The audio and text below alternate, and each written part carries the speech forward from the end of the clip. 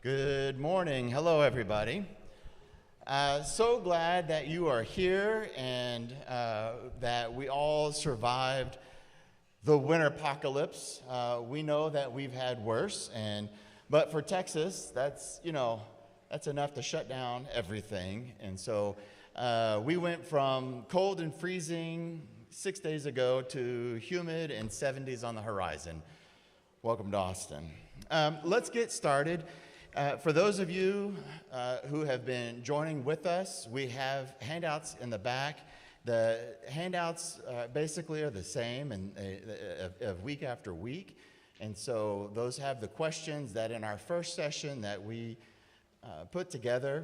And a reminder for those of you who are here for the first time that each week when we are doing this, we are, we are broadcasting live on our YouTube channel, so everything is being recorded. Whatever you say can and will be used against you.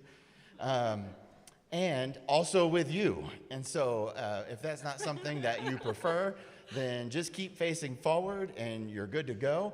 And that's the housekeeping that I have today. Once again, thank you to the deacons who are hosting us with coffee and for their labor of love, ensuring that we're highly caffeinated. So as we begin this morning, I will let us begin with a word of prayer. Let us pray. Holy One, you have called us to this moment to explore the intersection of faith and compassion. May this space be a sanctuary for learning, reflection, and inspiration. Guide our minds and hearts to discern your ways of justice and love as we seek to be instruments of your peace. In the name of Christ we pray. Amen.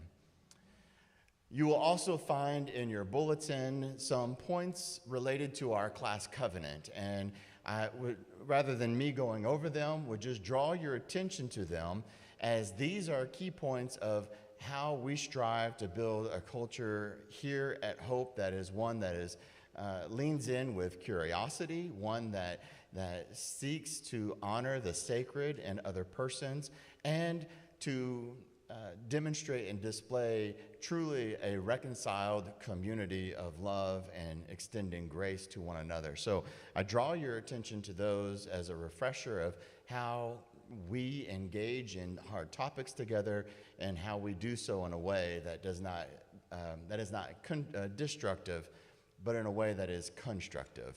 And each week, as I ask you to introduce yourself, we will again start at the back, and I will start with Bob. And your question is there in the handout, and you get 3 words essentially: your name, and if you live in District 6, then say, I live in District 6. That's more than 3 words. But essentially, we want to know if you live in District 6. So your name, do you live in District 6? And if not, where? And then the third one is the answer to this question, honing in on the idea of our covenant. Author your story and respect others' stories. So if you could title the current chapter of your life in 1 word, what would it be? It's in the handout. You have time. You up front. Metamorphosis from the MIT. At the sound booth over there, stand up, please. There is Phoenix Robinson, not District 6, and his 1 word, trouble.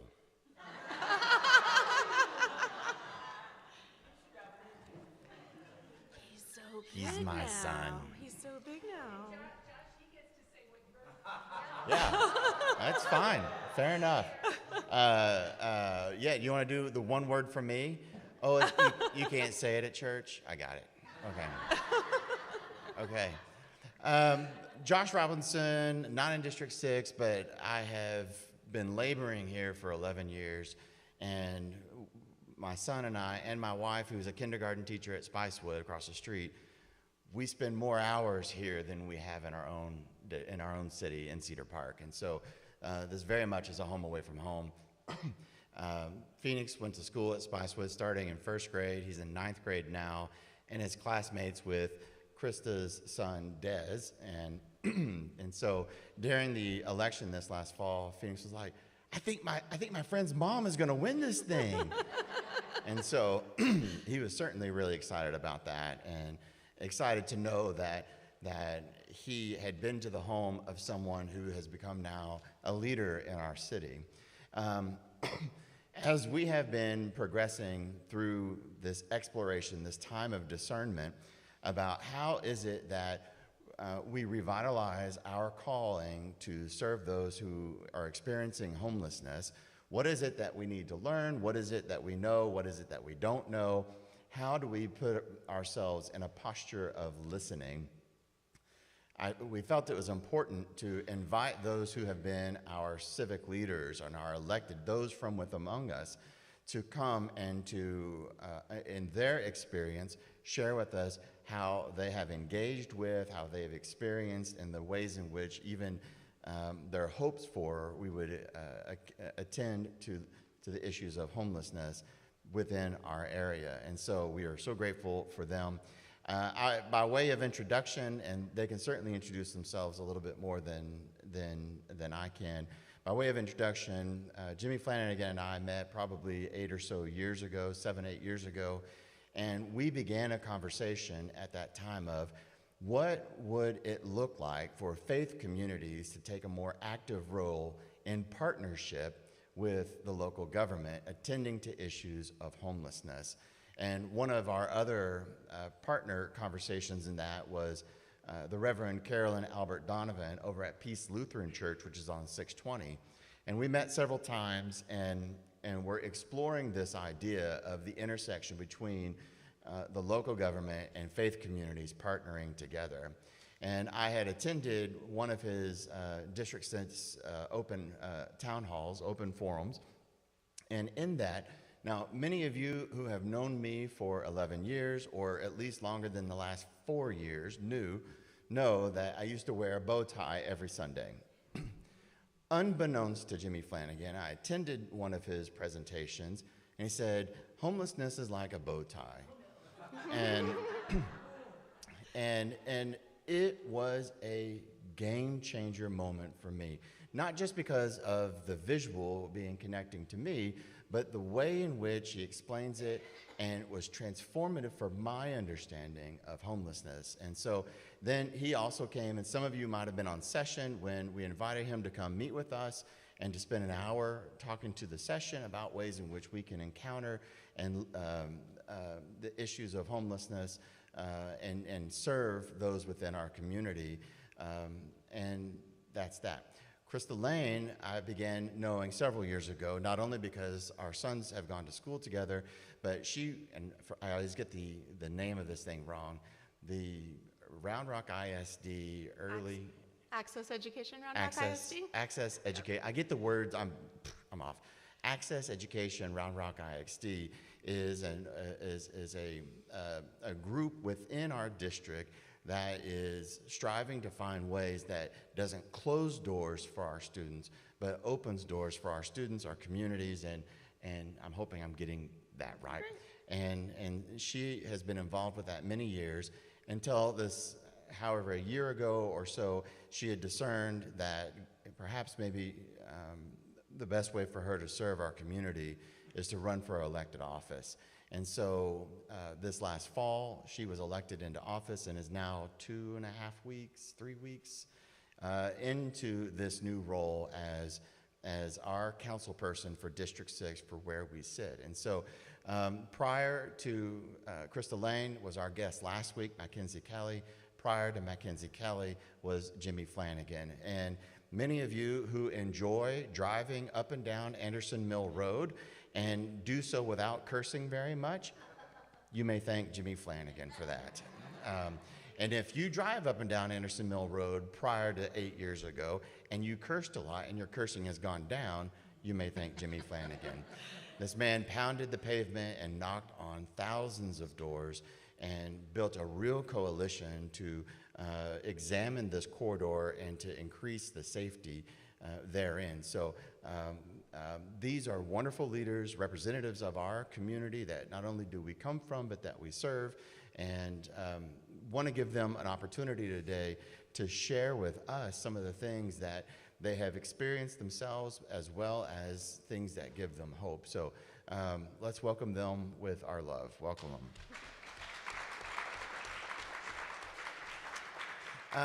Go ahead, please. Should we maybe introduce ourselves? Please And do. I can't wait to hear about the bow tie, too. I have not heard this yet.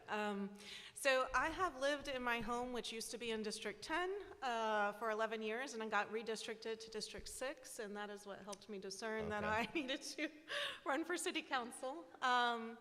My professional background is in housing and transportation and the appraisal of real estate, including for eminent domain projects.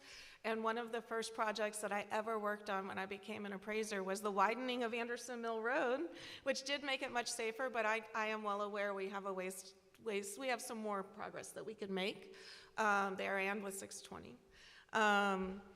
But so I have been very, very involved in the schools in this community for a long time. My children went to Laurel Mountain Elementary and then Canyon Vista Middle School, and then they're both now at Westwood High School.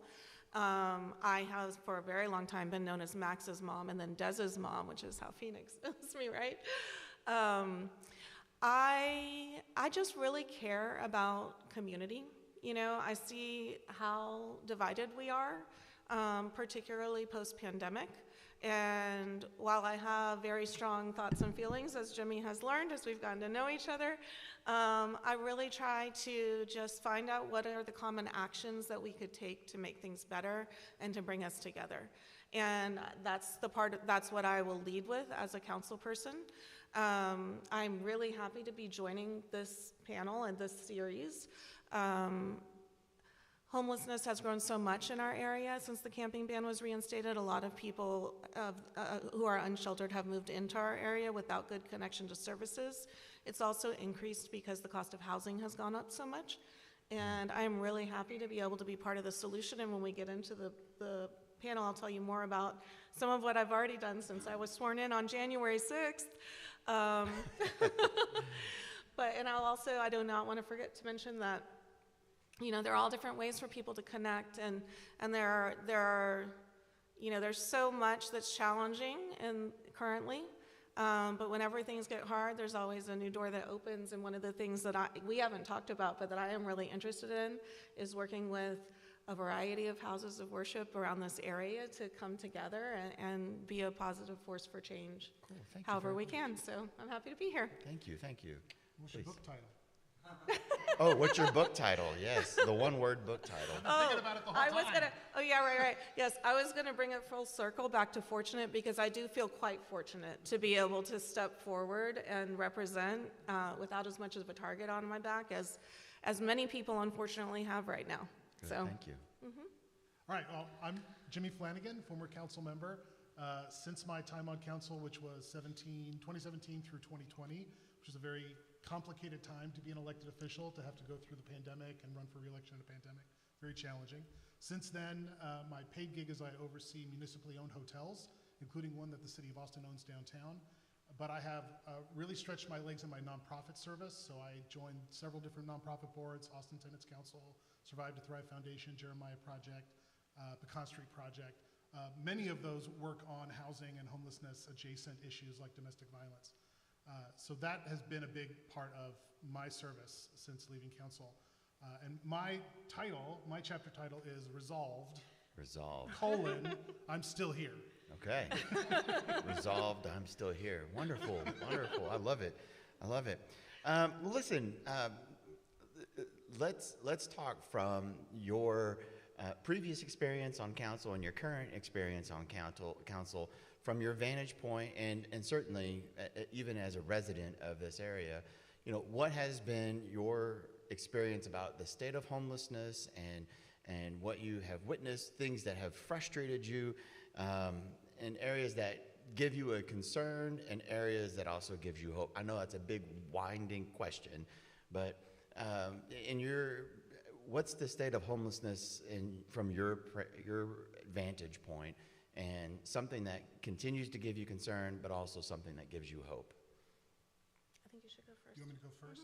I mean, I can, but I don't know if the cable's going to. I'd love to do the bow tie. Do the bow tie, and don't worry about the mic. It won't reach, but that's okay. You can talk to them, and people at home will do our best. So when I came on council, homelessness was growing and still growing.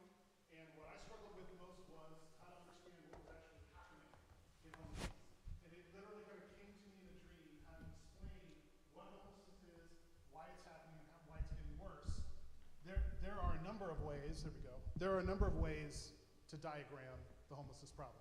And the Austin Coalition, Ending Community Homelessness Organization, ECHO, that's important, you'll hear us both talk about ECHO.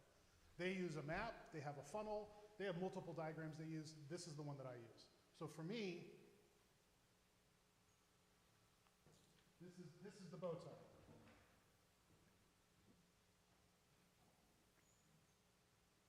And everything about the problem of homelessness centers around the crux of, do you have a home? But there's a lot of stuff that happens before you lose your housing, and there's a lot of stuff that happens after you lose your housing. And people enter from here. On this end are people with jobs, people with housing, maybe the jobs are low wage, maybe they're right on the edge, maybe they're having a hard time building a deposit to get their housing. You can segment the people who are progressing towards no housing. When you get down to this area, you start getting folks who couch surfing. They're living out of their cars. Still have a job, they're still making some income, or there's some other reason. There's medical bills, there's domestic violence.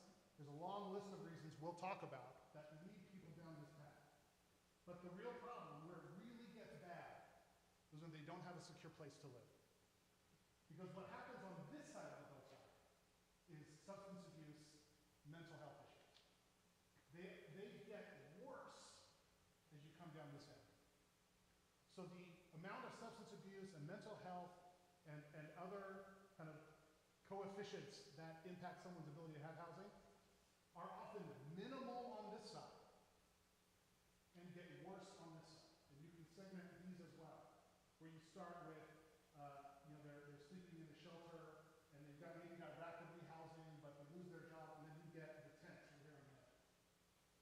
The number of people in each of these stages is represented by the height of the bow tie. Most people are on this end and on this end, and it accelerates. Once you start falling into the system, this accelerates and pushes you out to this side. And here, to me, is what's key. There is not one solution for this bow tie. At every stage, you need a different intervention, different kind of intervention, different style. It speaks to a particular type of problem those people are having at that moment. And where we were getting in trouble, when we talked about homelessness when I was on council in those first couple of years, every conversation was about these people. And every conversation is, how do you get them from here to here? That's the wrong conversation. What we have to do is get from here to here. You get these people from here to here. These people from here to here. And as farther you go down, the more expensive it is. And the farther you get down, the more time it takes. And the farther you down, the more likely it is that they go back into homelessness. And it gets worse the farther you get to go down the bow tie. And so a lot of the work that I stay focused on are the interventions that can happen on this side. Because this is where you can help the most people. And if you don't help these people, you're forced to help them here. And this number gets bigger, and the cost to serve them gets higher, when you could have helped 10 times more if you helped them earlier in the process. That's the bow tie.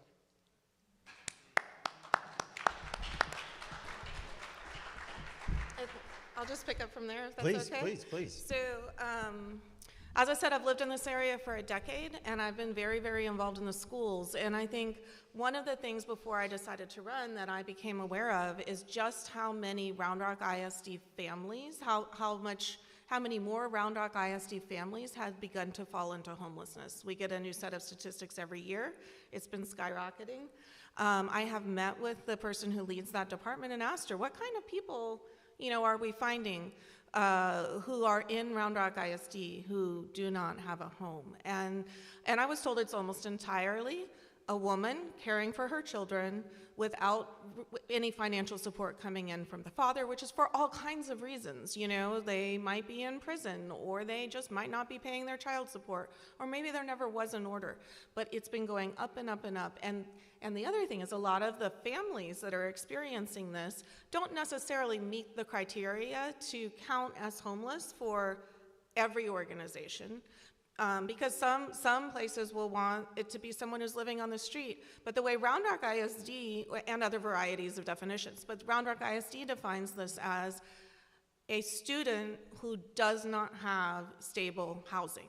So if they're having to go to a different friend every week because they don't have a place to come home to, then for Round Rock ISD will provide additional support and also include them in the numbers. And I think that's really related to this bow tie because, you know, those moms with kids don't meet all of the definitions that would allow them to access services, yet they are in the process of tumbling down. And I know from living in this area, there's kind of a narrative that I've heard that, you know, the people who are on the streets in this area are people who don't want help, or they're men, and if you watch and see, I have certainly seen more women and even children standing near our highway underpasses trying to get some money. And so in the last 2 years, I have both years joined the point in time count, where you go out in the night and count how many individuals you can see. You have to physically see them who are homeless in your area. And both years I have covered the part of Austin that is District 6, which is 60% Williamson County and 40% Travis County. And it was so educational for me. The first year that I went out, I met so many individuals that I had seen around at the library or at the grocery store, and I had no idea they were unhoused because they managed to connect with just enough showers and various things. You know, maybe they had a cart where they could keep some things, which also disqualifies you from certain homeless services. But I came to understand that when people say that people who are unhoused are our neighbors, that is truly where we're at in this area. You know, when the camping ban was reinstated, this area was deprioritized for enforcement. It was also deprioritized for services. And because we have woods that are near underpasses and there was not enforcement, a lot of people shifted out to our area, and it's caused a big growth in the population out here, independent of all other trends. And so what I have observed in the last couple of years is that, and I never had this feeling before, but now I really feel like there is a whole community of people without shelter who live here and they commute to where they try to find enough money and services to survive. Some of them are commuting just as far as the 183 underpass where they can panhandle. Others are taking public transportation an hour across town in order to connect with services, and then coming back up to sleep in the woods here where it's not as chaotic as some of the other places that they might find the shelter in the woods. So I think there's been a real shift in the last couple of years, and that does track with national trends and our own trends in increased cost of housing. Everywhere, the cost of housing is linearly correlated with homelessness rates. So as housing prices go up, more and more people tumble into not having shelter. And so I think that's a critical thing to keep in mind. And they've done some looking at the people who do not have shelter in Austin, and the majority of them are from Austin, have lived here for many years, have struggled, and then until they tumbled down that bow tie, many of them are out on the streets. So that's sort of what I've observed. I'll comment on what gives me hope and what causes me concern. My biggest concern right now is what I've been seeing since the pandemic especially, is just the hardening of hearts against the humanity of all the people that we encounter in daily life and all the division that we see. But it truly, truly has been my experience that whenever a door closes, whenever something seems bad, there's always another way that opens. And also, whenever things get bad, what we have, maybe funding will get cut in some ways. Maybe there will be resources that go away. But what we have are each other. And you have a congregation that's already connected in community. And when we connect with each other, that's how we start to reopen hearts and also how we make a difference. I am on city council now. It's much easier for me to do things like talk to a group of people. I get invited to things like this. I just literally came from the Travis County point in time count before I was here, and I was fortunate, because I'm on city council, to get paired with the founder of the Charlie Center, which is one of the few organizations that operates homeless services in this area and is really dynamic and effective. I just really look forward to the opportunity to bring people together who want to make positive change, because we can do that together, and that is how we will move to a better place as a city and the counties and states. And I feel like one of the most important roles that I can fill is to be a connector between the city of Austin and Travis County and Williamson County and our community organizations and houses of worship and schools and all the different people that make up that rich fabric. So thank you for having me today. No, thank you. And when Krista says that she was at the point in time count today, as in like this morning, she was out on the streets participating in the point in time count of Travis County, and so came straight from that to here, and so fresh off of this experience. I'm curious about this concept of the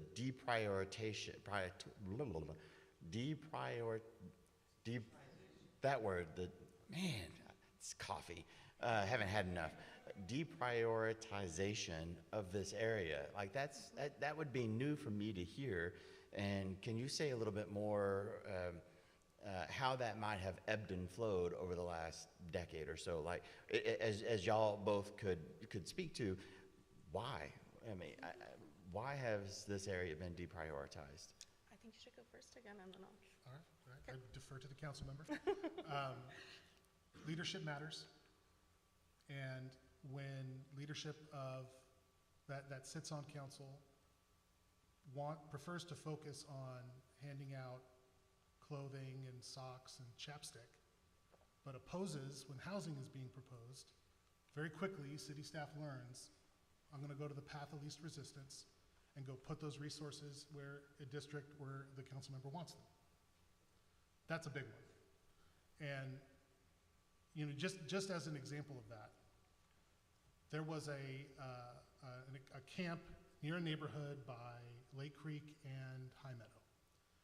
And this was after I was off council, and this camp kind of popped up, and so the neighborhood reached out to the city, and the city showed up with APD and television cameras and big smiles and hauled off a bunch of trash and got to talk about how gross it was as a funny joke, and then 2 weeks later the people were back in the camp.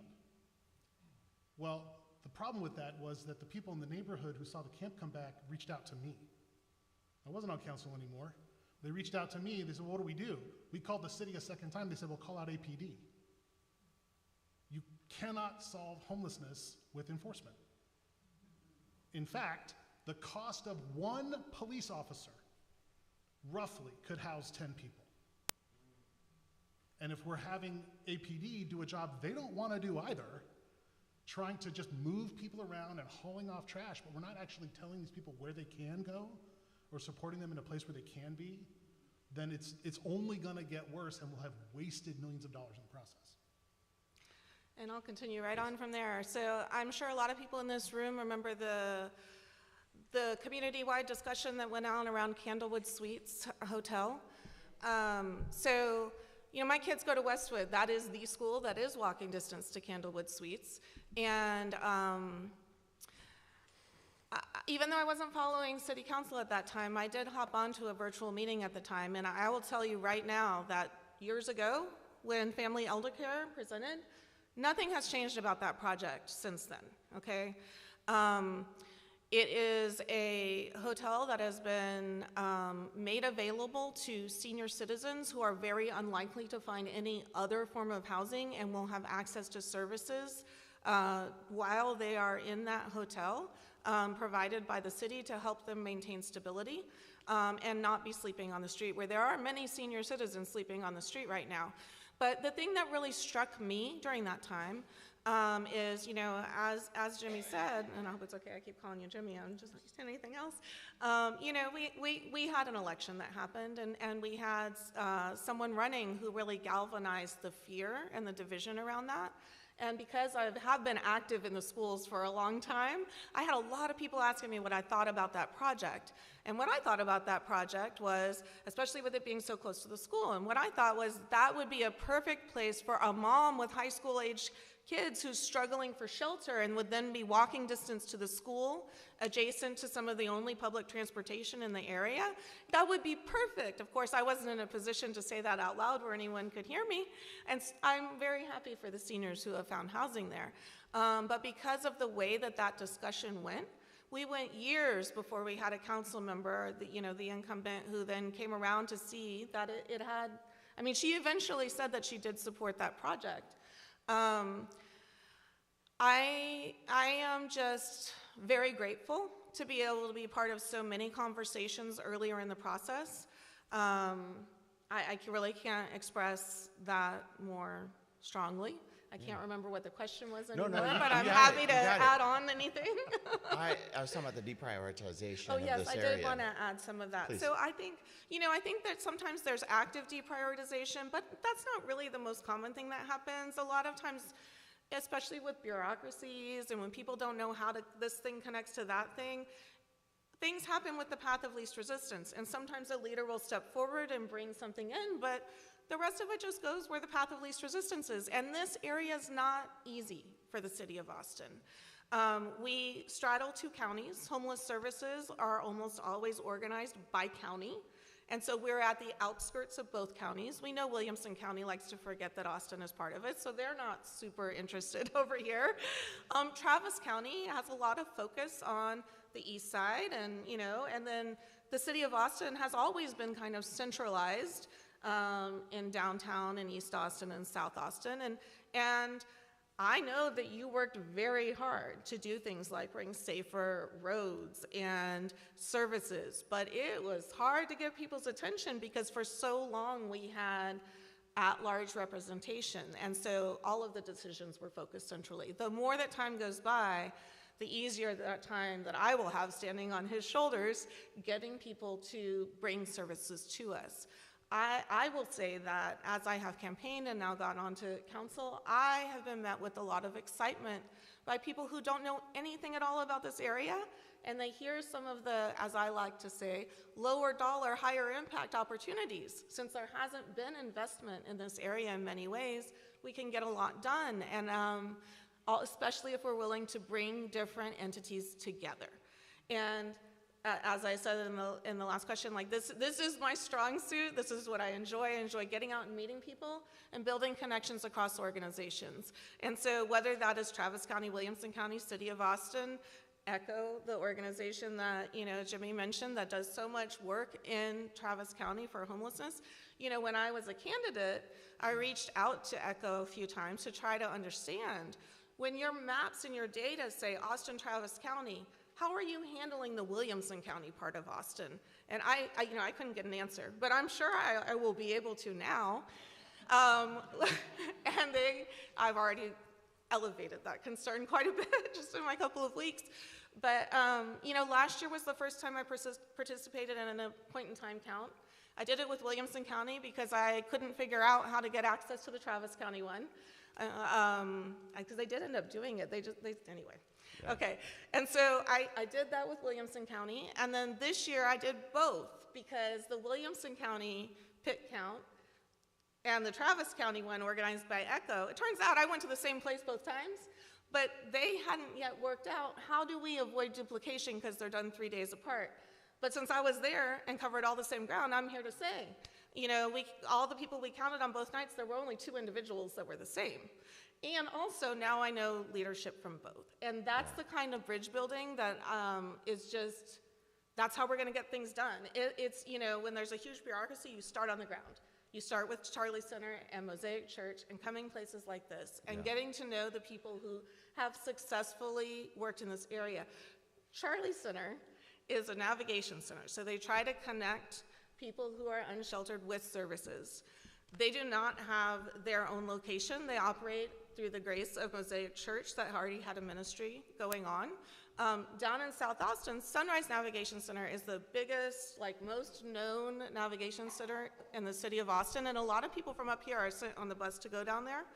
It turns out that Charlie Center assisted 13,000 individuals in the last year, while Sunrise 18,000. Charlie Center has 2 full-time employees, a couple of part-time employees, and a bit of an army of volunteers. Yeah. And it's just really a testament to how much can be done through collective work of people who care, with some coordination and building across these lines. Yeah. I think some of the takeaway that I'm hearing is, in a theme here, is I love that you named it as we're on the outskirts of both counties.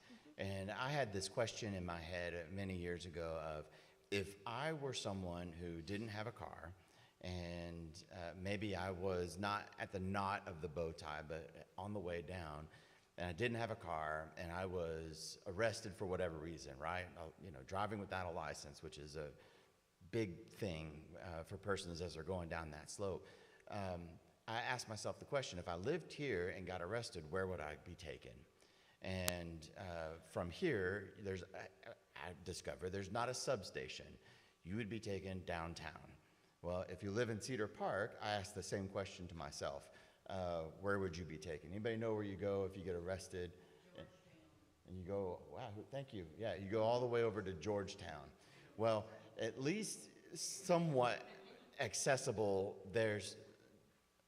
you could navigate mass transit to get back here from downtown, but that is not easy, and it is so far away, and you have to go back and forth for your court dates and your meetings. And but in Cedar Park, in the homelessness there is no mass transit to get you. There is an annex in Cedar Park where some of that takes place, but that is a long way away.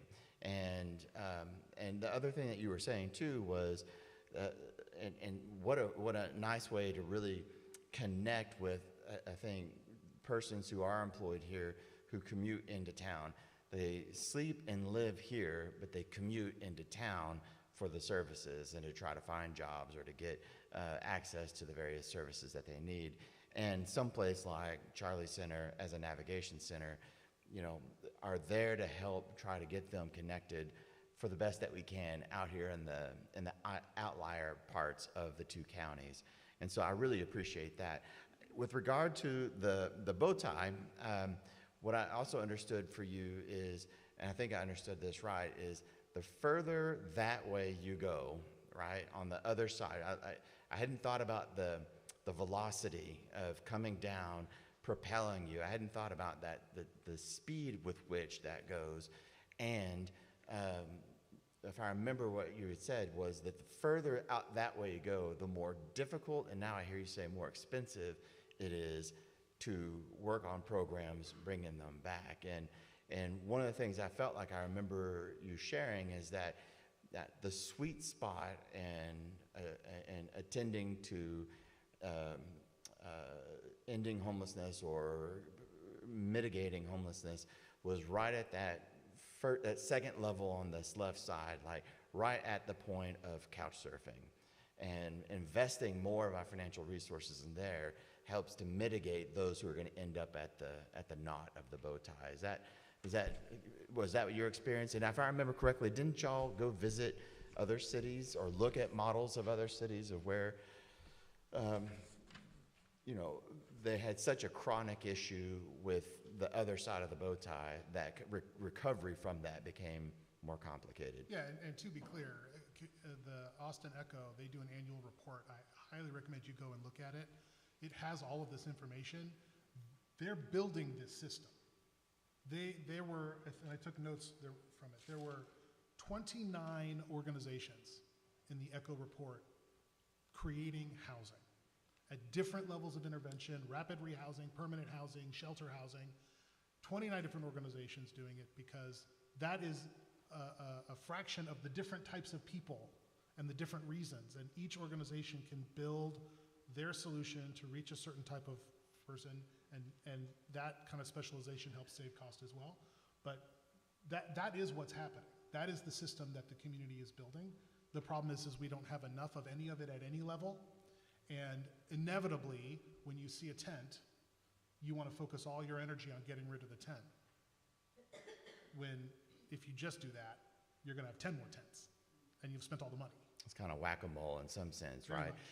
And the other thing you were talking about, and in my class here, I talked in our first class about the kind of three ways in which we attend, and I called them rapid response, accompaniment, and transformative. And one of the things you were talking about was leadership matters, and do we have this idea in which we are going to engage in the rapid response? Rapid response is low engagement and low impact. So here's chapstick, here's sunscreen, here's, which is good and necessary, but it's the transformative work, which is where we begin to see societal change. And the building of transformative societal programs, that takes a lot harder, it's a whole lot harder to do, and requires a whole lot more resources and buy-in, because it's not just as easy as put that tent down, hand them a bag, and say good luck, which comes back to what I think you were saying about the hardening of hearts. And I think what I would ask you is, speaking personally or speaking from the perspective of the city, how then do we work on softening the hearts? It's not just, it is about hearing sacred, sad stories, but how then do we work on building a community in Austin in District 6 that is beginning to transform or to chip off some of the brittleness of the brittle parts of our hardened hearts? I'll speak personally, and then if you remind me, I'll think about speaking on the city too. But I think before I took office, I've been doing community organizing for about 3 to 5 years. I didn't know that word for it when I started doing it, but it's all been volunteer driven, and all began informally. It's not because I had the power of an office or anything. And I am a very, very big believer in when people come and say they want to volunteer, I try not to tell people what they should do, but instead find out what they want to do and support them in doing that. And so, if we look at your church here, there are so many different things that you could do to help people, and sometimes it can get overwhelming. But if you find one spot so Jimmy talks about a bow tie, I talk about a staircase. But if you find one spot in the staircase that's where your congregation wants to focus, and then work over time on strengthening your network and capacity to do that, it can be incredibly impactful. And I'll throw out an idea while we're here. Please. So one thing that's happened in the last few years in Austin is it's gotten so expensive is a lot of people who used to live in the central city have moved out. And a lot of central Austin doesn't want apartments and anything more than a single family home on a yard, and has fought very hard against that. And another symptom of deprioritization is a lot of that growth. District 6 has had some of the most growth in the entire city, and it's been in a lot of apartment complexes, including over by Lakeline Station and all up and down 620. And these are the places where a lot of people moved because it's what was available to try to save money on housing. But what they found when they got there was they have to spend so much more on transportation because everybody has to have a car, which will then sit in traffic to get to where they want to go. And I have heard, we have all of these stores that are up and down all of our highways, whether it's 183 or 620, and there are people who have moved out to these apartments who are working in these stores, and one of their household's cars broke down, and now they're just walking to work. And they're trying to preserve their ability to stay housed however they can. And so if we don't find, it is not only cheaper to prevent someone from falling into homelessness, it's also more effective in keeping them out of future homelessness. And when we are working to support people who are teetering on that edge and getting closer, it's not a situation where we have to, create a line of people who've gotten on off the bus and are coming in. These are people who still have housing and access to internet and Zoom, and there's all different kinds of support that can be related to that. And the city has, in other parts of the city, they even have little offices to help with that. So now that I'm on city council, I feel like if I were to encounter a congregation that wanted to get involved, I could also bring in support for whatever type of service people are interested in. Thank So- you, thank you. Do you want to offer one more thing, and then I'm going to have them Yeah. ask us some questions? I mean, I think the elephant in the room on that is that there's a hardening of hearts across the whole country. And it's scary. And it's not just emotional. They're defunding these programs. And a big, I would argue a majority of the funds that go into these programs, these 29 different programs, come out of federal grants that are now going to be in serious risk. So I think it's a big problem, and it's a multifaceted issue, but it's also a problem that will only be solved by a kaleidoscope of small solutions, which to me is the hope part of it. Not just the literal hope part, but the actual hope part of it. You mentioned Pastor Carolyn and Peace Lutheran, and it was serendipitous that both you and Pastor Carolyn came to me in roughly the same time saying our congregations want to do bigger work, what do you think? And so parallel, I had conversations with these congregations and their kind of pastoral counselors or what have you about what do we do? And then the pandemic hit and all the important stuff I was working on went to the side. But Peace Lutheran crossed the finish line. They're building 4 units to help people experiencing homelessness. Now, there were advantages that Peace Lutheran had that this location doesn't face. They're on a major highway. They don't have a direct connection to a neighborhood. They already had an outbuilding they weren't using. So there were things, but also the serendipity, for good or for bad, that Lord of Life Lutheran over by Avery Ranch closed.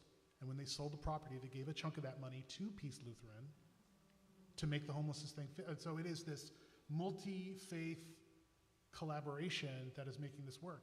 And I don't know how you feel, but every time I drive down Andersonville Road, I look at the gigantic parking lot of Bethany and the huge parking lots at Unity Church of the Hills, and I think, man, what cool stuff could you do there? And who's leading? Who's leading on these ideas? How do you do 4 units?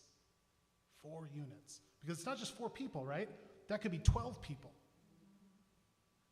Again, go back to that ending community homelessness state of the something, but it has all this great data. It shows, I wanted to do this when I came today. I want you to think in your mind, what % of people experiencing homelessness have a substance abuse problem?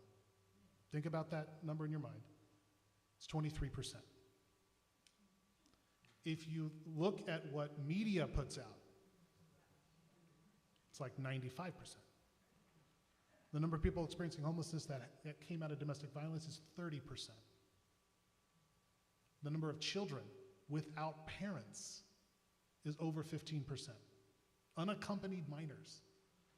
There are parts of this problem that faith communities can and should solve, and I think we can acknowledge that the larger media environment is going to make it difficult, but there's nobody better positioned to lead the community than faith communities right now. And it is incumbent upon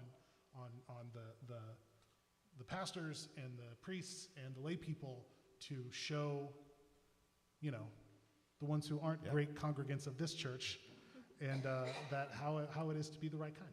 Thank you. The kaleidoscope of small solutions, and man, that's what a cool image that is. And thank you. Yeah. Let me take a few questions from y'all, Michael, and then anybody else want to ask a question? Jonathan, Diane, Dave. I'm going to tag on. I believe that in the greater Austin area, the percentage of people who are homeless and have jobs is greater than that percentage of people who have substance abuse issues. So you're saying that the percentage of persons who are homeless, who are also employed, is greater than the percentage of persons who are homeless and have substance abuse. Yes, because we've had skyrocketing housing costs, and while these minimum wage jobs, we don't really pay minimum wage around here, it's higher than that, but it takes time for it to increase, and it's just not enough to actually put down the deposit you need on a big apartment complex or whatever. That's a fascinating statistic I didn't know. Michael. So in y'all's experience in pursuit of major large-scale progress, how do you stay accountable and active, but also make sure nobody gets burned out and that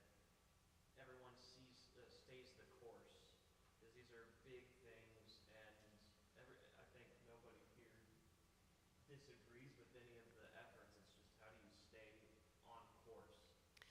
So The question was, how do we stay on course and minimize burnout? Is that fair? So I think it is really important for anyone who wants to make a difference. It is really important to, it's sort of the other side of the coin of what I said before, to find something that you can volunteer to do that fills your cup. You know, don't try to find the thing that needs to be done that you hate doing. There's so much that needs to be done. Find the piece that fills your cup and do it to the point where you feel you need rest. And that's how I have found that it helps me to avoid burnout, is just doing what really, you know, motivates me and I enjoy. And then the other piece of it is don't work as an individual, work in community. If you are a part of a community where each person is doing something that also fills their cup and you see that others are doing it, you'll be able to lead in some areas, but follow in others and see that many things are getting done. And when that is brought together through, you know, some broader organization like this church, or maybe, you know, Jimmy mentioned the connection between two churches that we're both interested in doing this, you will see how it starts to pay off. And the other piece of it is, I mean, talk about serendipity. You have to really have faith that you do not know the long-term outcome of what you're doing. So many different things will be tried that will not last long-term, but we don't need so many of them to last. We just need occasionally one to last.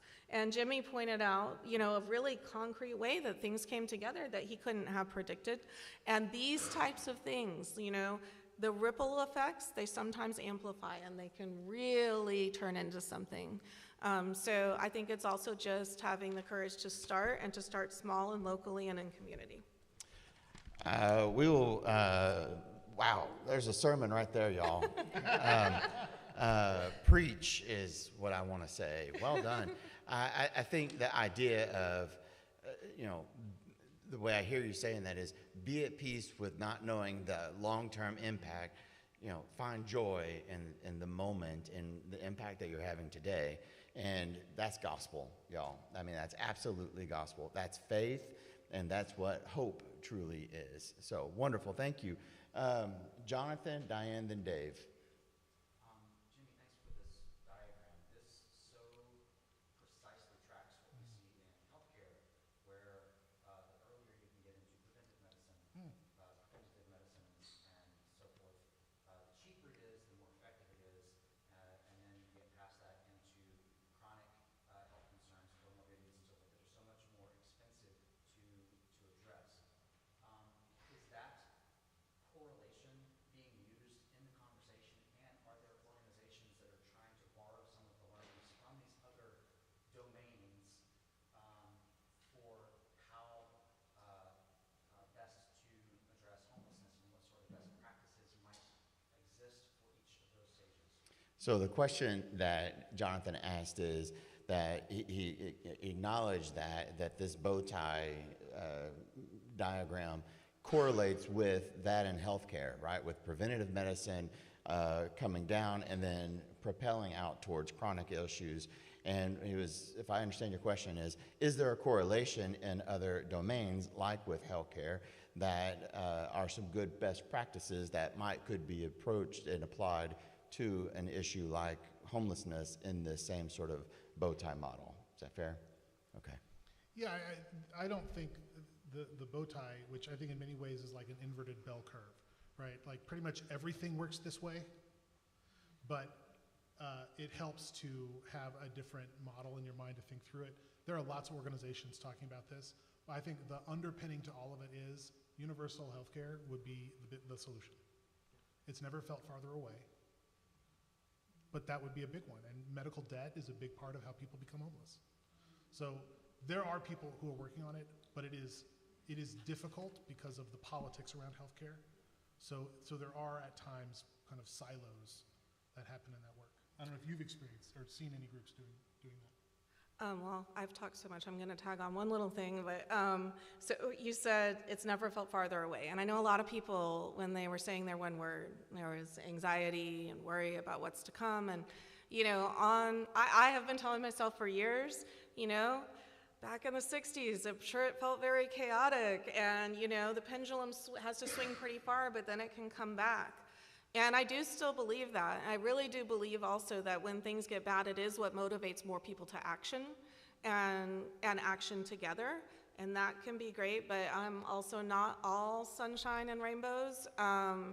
There is no guarantee that that pendulum will swing back. There is no guarantee that the rates of homelessness and food insecurity and lack of health care will begin to improve. There is really only one thing that we can do in order to be part of that positive change, and that is to stand up and take action, to fight for it in ways where we can also have joy and come together, because that's the only way we won't tire ourselves out. But if we don't ourselves step forward into action and bring others along with us, there's no guarantee that that pendulum will swing back.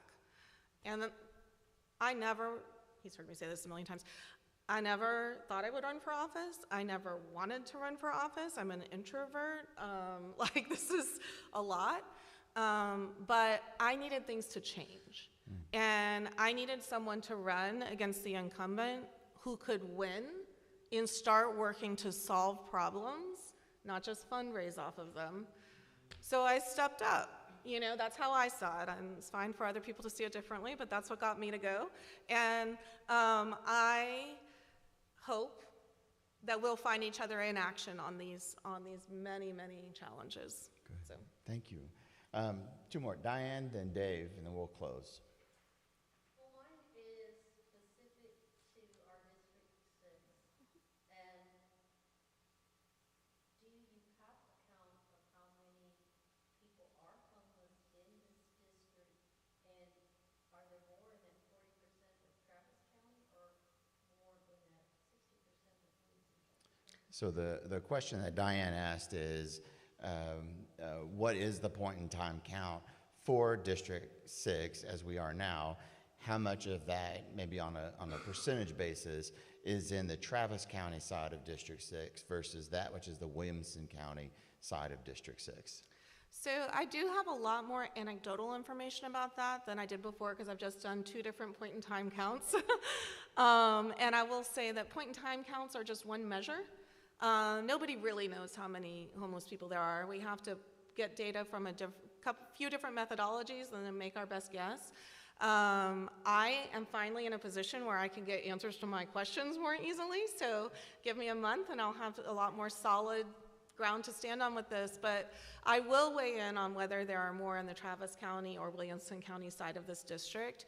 And just from what I've seen and observed traveling around in the last year while I was campaigning and on these point in time counts, I think it's probably pretty even because of just where the line between the counties happens to fall in relation to places where there's still enough cover for the individuals to be.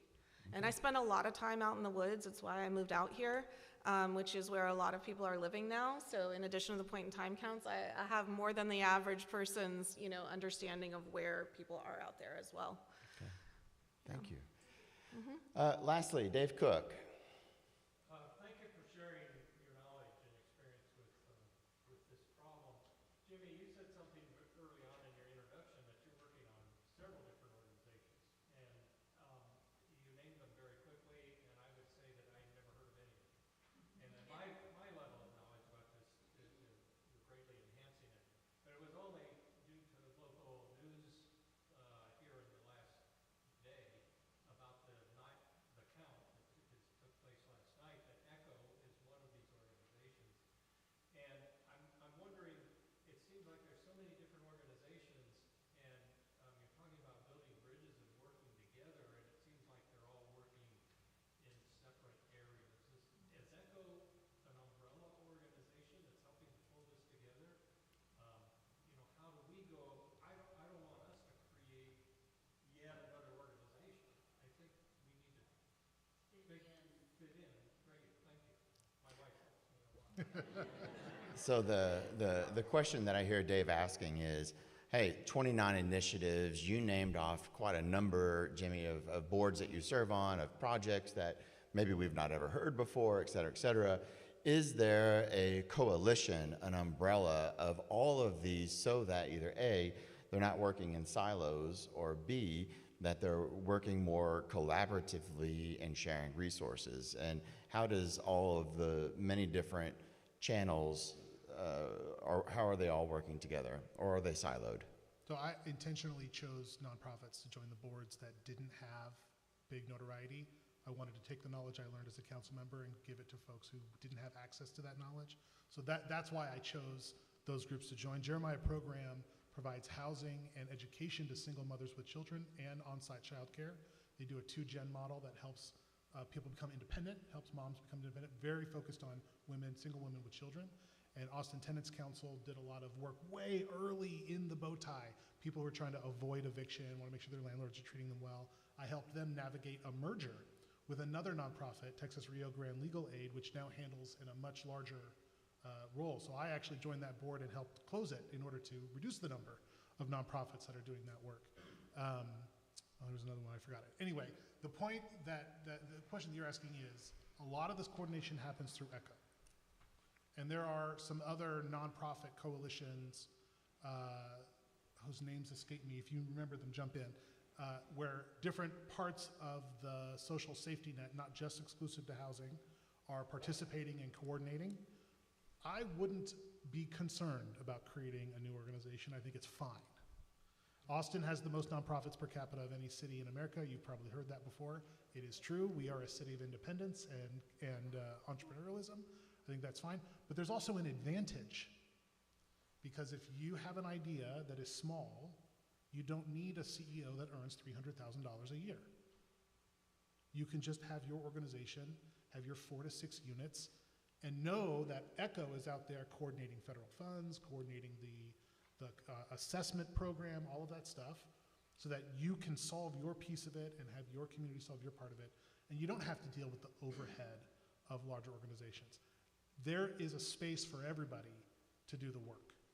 And one of the challenges of the large organizations is the coordinated assessment in varying ways over the years prioritizes folks who have the most problem, which means they're prioritizing the folks that are the most expensive, and while they're serving them, more people are coming into that end. So we need a lot of organizations. That is how this is going to get solved. Yeah, and I think it can be helpful when it's such a big and multifaceted issue to choose just something to provide focus. And so, like, for example, when I met with Round Rock ISD about the increasing homeless population there, I asked, like, who are you referring these moms and children to for additional services? And it was very hard for them to figure out even where to refer the different people, because they all living in different county or not in the city, not in the city, all of that. But also, you know, there were services for women who were had left their housing in order to escape current domestic violence, but there really wasn't anything that she had to refer just moms with children to. So I'm really big on silver linings. The silver lining of such a large issue is that you can find something you really care about and go all in on it and make a really big difference. You know, we had a county commissioner a while back who really wanted to focus on reducing the number of homeless veterans and made a lot of progress because, you know, when you're targeted like that, you can find the resources that relate to that. Now, I will say, so I've only been in office since January 6th. I have made the decision to shut down the field office, which was located not far from here on Anderson Mill Road. The reason that I have made that decision is because I would like to put the resources that went into that field office into coming into the community where people are in order to meet people. And one of the things that we are already working on is bringing some city staff and some key individuals for a forum related to homelessness. And we haven't chosen our location for that yet. And it doesn't have to be an only one time type of thing. If your congregation, you know, goes through the rest of this series and then starts figuring out where you want to focus, I am 100% available to help bring in myself and others who can answer questions and help move things down the road. It's like with the reduction in resources for housing and many social services and such from the federal government, with the constriction that our state government has put even on cities' ability to work in these areas, now more than ever, it's going to take a combination of private and nonprofit and individuals and our Austin government and our counties to even stay where we're at, which can become discouraging, which is another reason to really, it's helpful to think of where do you want to be targeted so you can see the fruits of your labor, because they will definitely make a difference, but they'll make the biggest difference if you can see it and continue to build upon it. And then one day when we're out of this particular moment, you will have created a seed organization, if you do this, I encourage, similar to Charlie Center. I mean, Leah has been working on that organization. She just started off as an individual, like, I don't even know how long ago, a decade ago, maybe longer. And it's amazingly impactful, as I noted, you know. So. I love the, go ahead, Jimmy. And I just want to say, I appreciate the council members' willingness to come out and do presentations. I'm also willing to come out and do them. I actually had a whole road show I was doing with the bow tie right before the pandemic hit, and I was going to Rotary clubs and alumni groups and other things. So if you all are participants in other groups, invite the council member. If she's not available because she's got a very busy schedule, I can always come. We got to get the word out. We got to get better information out to folks, and then you will start to find your community. And then Isabel, can you stand up so people can see you? So Isabel works for my office. She is focused on community engagement, but she's a dynamo and gets her hands on lots of things too. Feel free to reach out to her. And also, I will let you know, little known fact, when a new council member takes over, you have to create the newsletter distribution list from scratch. So I don't have the old list. I'm starting from nothing. Isabel, can you tell us how someone might want to connect? Yeah, absolutely. Well, thank you so much for having us. I learned a lot, and I'm so excited to see all our volunteers being interested in this. Our office is very communicative. We want to hear from y'all. We want to hear about the problems. We want to hear what you care about, and it seems like y'all do care for being here so long a Sunday. But yeah, please reach out to our office, email us. You'll be able to look on our website. You'll be able to connect on the email distributions there. We hope to put out events. We hope to be highlighting small businesses, tell you about, vital information which is important for the community. We are all very talkative, as you can tell. What's the email address? No, that's not the email address. District 6 something? District 6 at AustinTexas.gov. Okay, so District 6, that's a numeral, at austintexas.gov. And yes, please. And Thank you. and I will make sure to include it in my weekly email to all of you.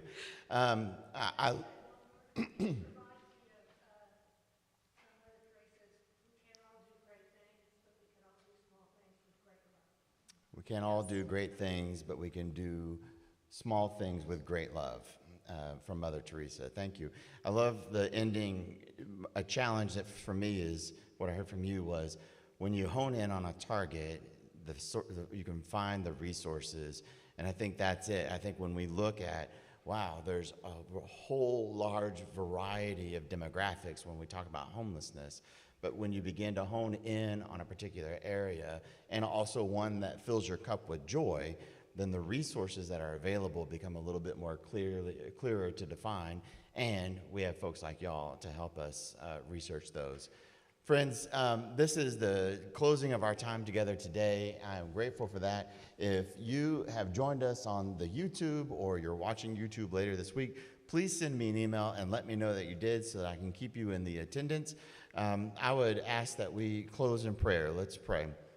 Creator of hope, as we go from this gathering, remind us that your Spirit moves with us, guiding and strengthening us for the work ahead. May the seeds of compassion that are planted here bloom into acts of kindness and transformation for your glory and for the good of all.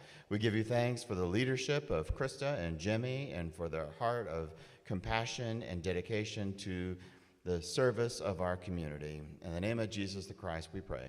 Amen. All right, friends, we will see y'all next week. We have Travis County Sheriff Sally Hernandez who will be with us next week. Go in peace.